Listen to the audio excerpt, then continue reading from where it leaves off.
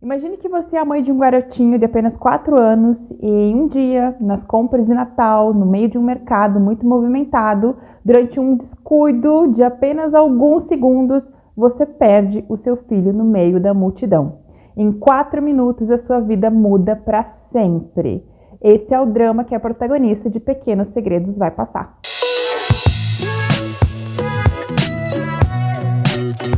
Oi pessoal, tudo bom? Eu sou a Cat, bem-vindos, espero que vocês todos estejam muito bem. E hoje eu tô aqui para fazer mais uma resenha sem spoilers de Pequenos Segredos, o novo livro da Jennifer Hillier. A Jennifer é uma autora que já tem outro livro publicado aqui no Brasil, um livro que eu já li e tem resenha aqui no canal, que é esse aqui, ó, Nada Fica no Passado. Então, se você gostou desse, você já tem outro livro da autora para ler, e se você leu o primeiro e gostou, tem coisa nova dela no mercado. Então, Pequenos Segredos é um suspense doméstico com uma pegada mais dramática que vai falar da Mary. A Mary é uma empresária de sucesso, ela é dona de uma série de salões de cabeleireiro, ela é uma mulher que chegou num patamar da vida em que ela está muito confortável, ela tem um casamento muito interessante, ela ama o marido, ela tem um filhinho pequeno de 4 anos que ela ama acima de tudo. É o tipo de pessoa que está naquele momento perfeito da vida, até que acontece o que eu comentei ali no início do vídeo. Ela sai com o Sebastian, que é o menininho, para fazer as compras de Natal de última hora, num mercado muito grande, muito movimentado.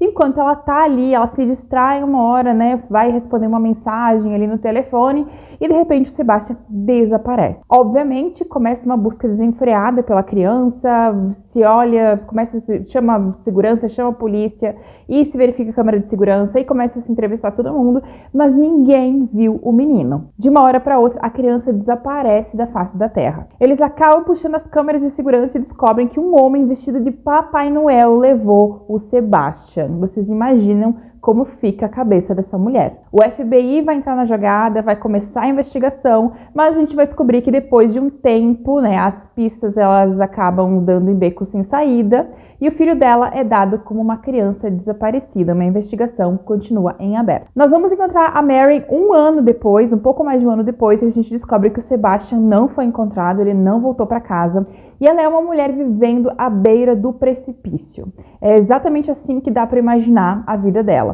Ela é uma pessoa que de manhã ela acorda já pensando em desistir, ela só levanta porque ela tem essa esperança de que talvez seja o dia em que o Sebastian volte para casa. Então ela levanta, ela recolhe os cacos dela, ela recolhe as suas angústias, as suas tristezas, ela vai para o trabalho, ela tenta trabalhar, ela tenta seguir com a vida normal dela, sempre com aquela esperança, aquele fio de esperança de que talvez aquele seja o dia em que ela receba finalmente as notícias do Sebastian, para bem ou para mal. Então, uma mulher que ela tá à beira do precipício, como eu comentei, assim, quase nada mais segura ela é uma mulher, assim, que não vê mais sentido em muitas coisas, não vê mais alegrias na vida, ela faz parte de um grupo de pais de crianças desaparecidas, então ela vai falar um pouco sobre isso, sobre esses encontros, essas angústias, e como essa esperança que faz com que ela acorde todas as manhãs, também é uma âncora que mantém ela no lugar. Ela não consegue seguir adiante, ela não pensa em seguir adiante, ela não consegue imaginar um futuro.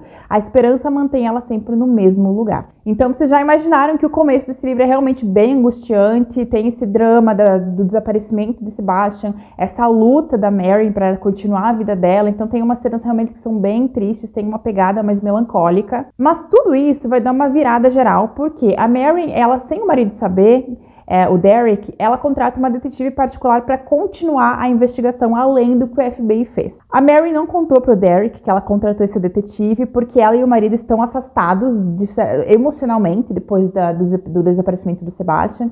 Então, meio que ela resolveu fazer isso por conta própria. E essa detetive, ela acaba descobrindo e conta pra Mary que o marido dela está tendo um caso. Pois é, desgraça pouca é bobagem na vida da Mary, né? Ela perdeu o filho, agora o marido está atraindo ela com uma moça mais jovem e tal. Ela percebe que a tristeza dela, de repente, é trocada por raiva. E a gente vê o momento em que a personagem dá um giro de 360 e ela passa a sentir raiva e a raiva passa a mover a personagem. E é aqui que a narrativa entra em outro caminho, que é essa busca da Maureen por vingança.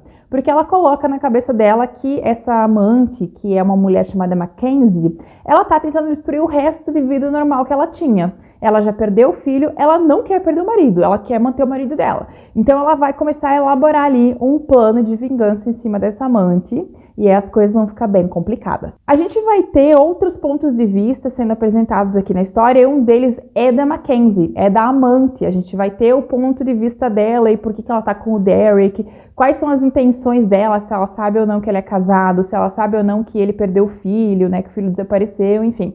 A gente vai ter essa virada de chave e vai acompanhar a história das duas mulheres. Uma que está buscando a vingança da outra. E a gente vai ver o que essa outra pensa dessa primeira. Outros personagens vão fulanar pela história, como o próprio Derek, que é o marido que está, né, ali nesse pivô da traição, e o Saul. O Saul é o melhor amigo da Marin, ele se conhece desde a adolescência.